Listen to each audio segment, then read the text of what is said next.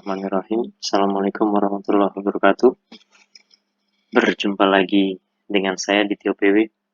Belajar query kali ini saya akan mempraktekkan tentang create event. Ya, create event. Event kemarin ada juga di trigger. Jadi memang penggunaan event juga ada di trigger. Nah, untuk event kali ini yang berdiri sendiri nanti akan kita coba. Tapi sebelumnya di sini perlu ya sedikit saya sampaikan bahwa penggunaan event itu adalah perintah query yang biasa digunakan untuk menjalankan perintah tertentu secara terjadwal dan tentunya otomatis dia. Jadi maksudnya adalah nanti misalkan di sini kita akan membuat eventnya misalkan untuk menginputkan ke sebuah tabel ya.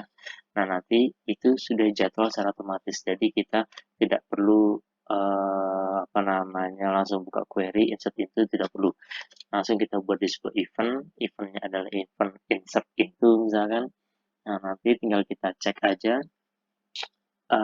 tinggal kita tentukan aja waktunya kapan dia akan melakukan proses insert data gitu ya. Baik, langsung saja saya contohkan. Jadi untuk create event, oke. Sebelumnya untuk event itu sendiri ya, ada tambahan lagi ya. Untuk event itu sendiri nanti ada dua model, ada dua jenis. Jadi event untuk waktu yang tidak berulang dan ada event untuk yang waktu berulang. Jadi maksudnya waktu berulang adalah misalkan kita setting untuk event yang satu waktu, maksudnya kita setting jam sekian misalkan nanti akan ada proses insert data. Udah, cuma satu itu aja. Kemudian kalau yang kedua event waktu yang berulang maksudnya adalah kalau misalkan nanti kita atur tiap 5 menit akan ada proses insert into misalkan ya, misalkan. Nah, itu nanti akan kita coba satu-satu. Oke, yang pertama kita buat atau create event untuk satu waktu dulu ya, create event satu waktu. Sebelum kita melakukan proses mengetikkan perintah create event, perlu kita cek dulu kira-kira event scheduler yang sudah ada di MySQL sudah aktif atau belum.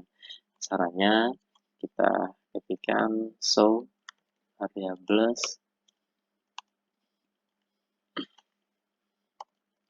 like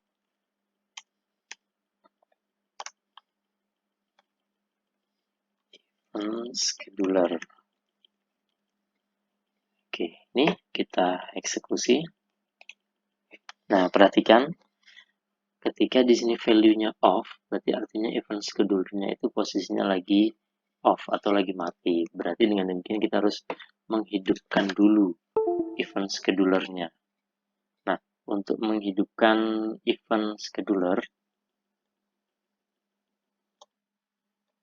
untuk menghidupkan event scheduler, kita menggunakan perintah set global event scheduler.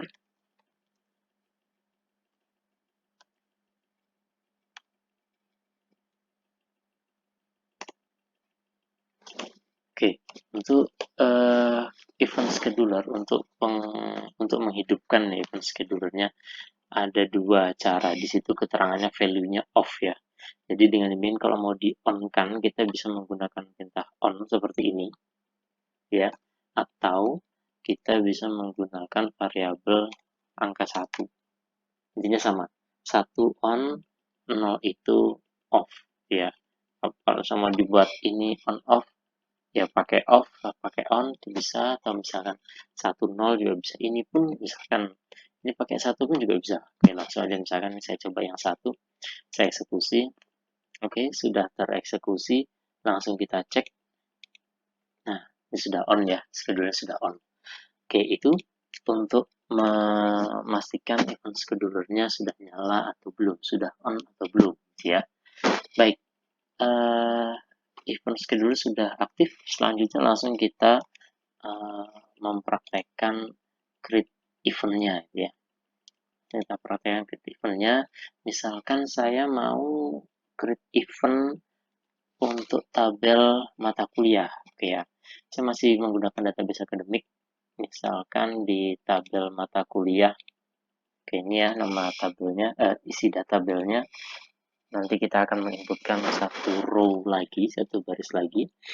Di langsung aja create event. Nah, perintahnya adalah create event, kemudian langsung diikutkan nama eventnya. Dalam hal ini misalkan saya mau menggunakan namanya event MK. Oke ya, create event MK. Kemudian on schedule add. Nah, di sini langsung kita lanjutkan waktunya. Kita tuliskan waktunya tahun 2020. Ini formatnya tahun dulu, tahun, kemudian bulannya bulan 04, tanggal 27, kemudian jamnya jam berapa. Pastikan disesuaikan dengan jam yang ada di jam komputer. Oke ya, misalkan biar nggak terlalu lama, saya buat jam 1 menit ke 22.00. Oke, ini kemudian do insert into tbmk values.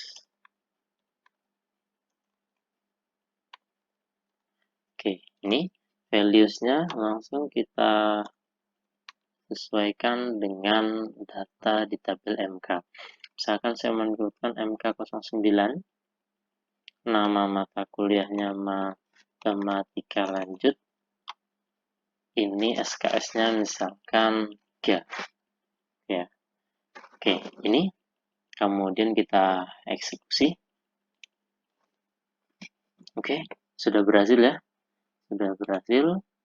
Eventnya di sini juga sudah ada. Selanjutnya di sini tinggal kita tunggu saja, dia akan aktif insert MK09 jam 1.22 menit. Kita cek di sini masih 1.21 menit. Oke, sambil kita tunggu. Oke, sudah 1.22 menit. Ini kita refresh. Oke ya, sudah masuk. Sudah masuk. Jadi dengan demikian untuk event MK ini, sekali lagi untuk event MK ini, dia digunakan untuk satu waktu aja. Oke ya, satu waktu. Karena di sini ada tahunnya dan ada jamnya. Jadi kalau misalkan tereksepsi cuma sekali aja. Ya, tereksepsi cuma sekali. Jadi di waktu ini, event MK akan melakukan insert itu atau akan mengeksekusi perintah insert into ke tabel mata kuliah. Ini data yang diinputkan. Dan datanya sudah masuk di tabel mata kuliah. Sudah masuk MK09, matematika lanjut, SKS-nya 3.